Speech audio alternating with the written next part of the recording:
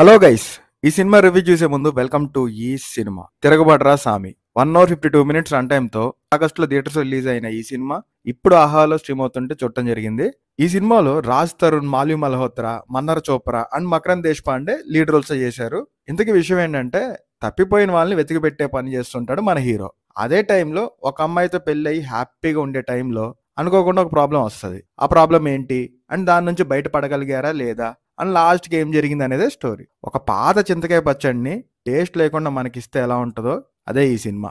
అస్సలు ఇంట్రెస్ట్ లేకుండా routine old format movie అనిపించింది. పోనీ స్క్రీన్ ప్లే అండ్ సీన్స్ కొత్తగా ఏమైనా ప్రజెంట్ చేశారా అంటే ఏం లేదు. నాకు నచ్చలేదు గైస్. తిరగబడ్రా సామి అన్నారు, చూశాక నిజంగానే తిరగబడ్డా ఏంట్రా ఇదని. రాజ్ తరుణ్ గారి విషయానికి వస్తే, ఆయన షార్ట్ ఫిల్మ్స్ చేసినప్పటి నుంచి ఆయన ఫాలో అవుతున్నా.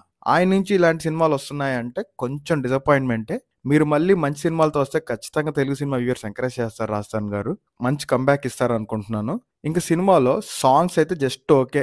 ఒకటి రెండు కామెడీ సీన్స్ కొంచెం వర్క్ అయ్యాయి, మిగతా కామెడీ సీన్స్ అస్సలు వర్కౌట్ అవ్వలేదు.